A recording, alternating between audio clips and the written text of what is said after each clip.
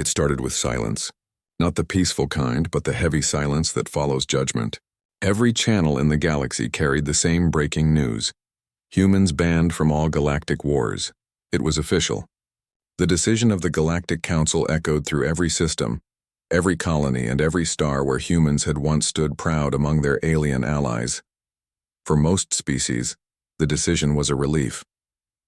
They had seen what humans were capable of, their creativity, their determination, and their terrifying ability to adapt in war. To many, it wasn't courage. It was chaos wearing a human face. They said humans fought like fire, unstoppable once it spread. And like fire, they left ashes behind. But for humans, the ban wasn't a relief. It was humiliation. It was like telling a painter to never touch color again, or telling a singer to never speak. Humanity had fought beside the galaxy during its darkest times. They had bled, built, and broken themselves to protect others. And now they were told they were too dangerous to be trusted. For years, humans had been part of the Galactic Alliance. When they joined, the universe was amazed at how quickly they learned alien technology, how easily they adapted to strange worlds, and how deeply they connected with species that didn't even share the same biology. Where others saw limits, humans saw possibilities. Where others gave up, humans found a way. But war has a strange way of showing what lies beneath. When the first major galactic war broke out, humanity volunteered instantly. They didn't wait for orders.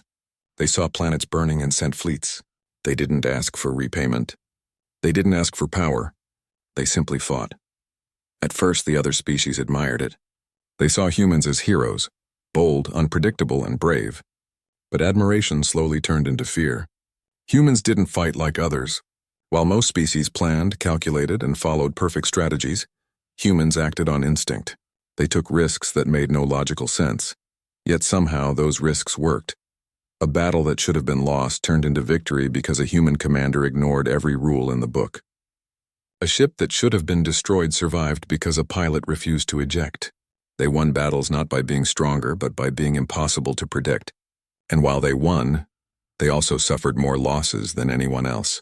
They accepted pain like it was part of the mission.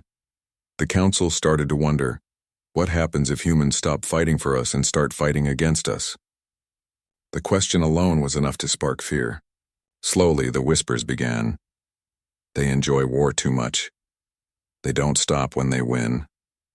They destroy everything, even themselves. After the Second Galactic War, when peace finally came, the Council made their decision. They gathered in a golden chamber above the clouds of a neutral planet. Humans were not invited to speak. They only received a message when it was over. The ban was signed by all major species. The message said, "For the safety of all, humanity shall no longer participate in galactic warfare." The word spread across every human world. Some protested, some cried, and some simply went silent. The soldiers who had risked everything stood in disbelief. They were called heroes one day and outcasts the next. Earth's representatives tried to reason with the Council, but the decision was final. The galaxy had made up its mind. And so, for the first time in centuries, humans stepped away from the front lines. At first, the galaxy celebrated. Finally, they said, the wars will be cleaner. No more reckless human tactics, no more emotional outbursts, no more unpredictability. But they were wrong. Without humans, the wars didn't get cleaner. They got slower, colder, and emptier. Strategies became predictable, and courage became calculation. Victories felt less alive. But no one said it out loud. On Earth, life changed. The military fleets were dismantled. War academies were turned into science schools. Young cadets who once dreamed of flying starships were told to choose peaceful careers. Humans didn't vanish, but their fire dimmed. For decades, humanity stayed quiet. They built, they learned, and they watched. They saw the galaxy fight wars without them, and they noticed something strange. Those wars never truly ended. The Council fought with caution, always afraid to lose too much. They negotiated with enemies that would have crushed them if not for human boldness in the past.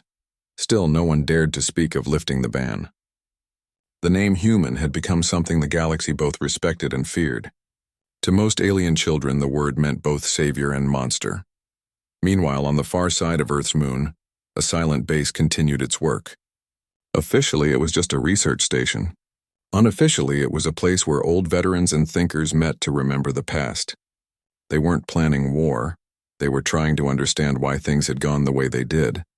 One of them, an old strategist, once said, "They didn't ban us because we were too dangerous to others. They banned us because we remind them what it means to fight for something."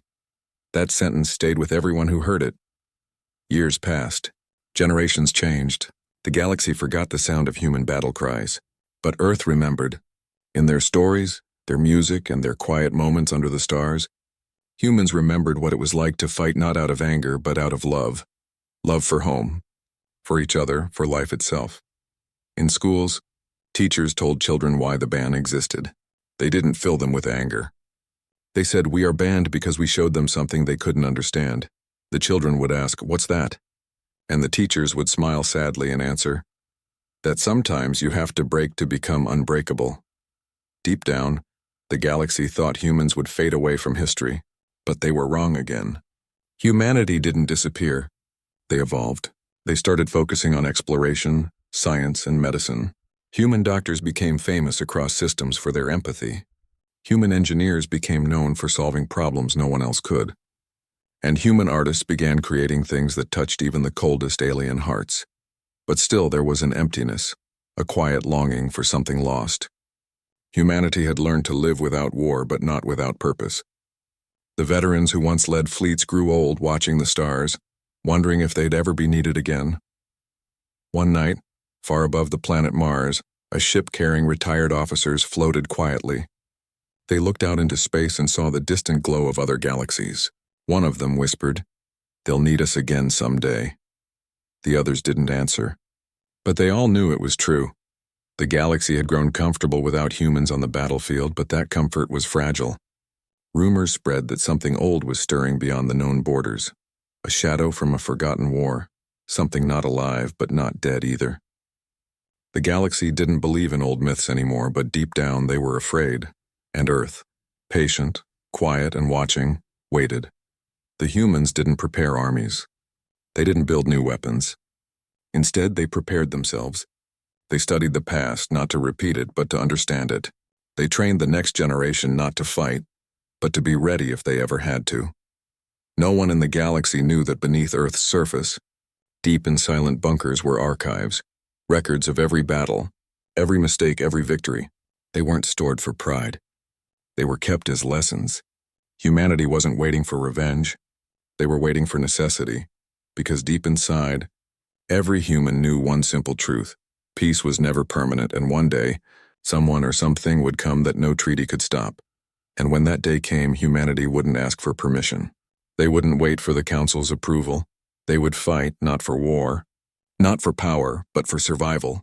And when they did, the galaxy would remember why humans had once been banned from war. Because even after decades of silence, one thing had never changed. When life itself was threatened, humans didn't just fight to win. They fought to endure.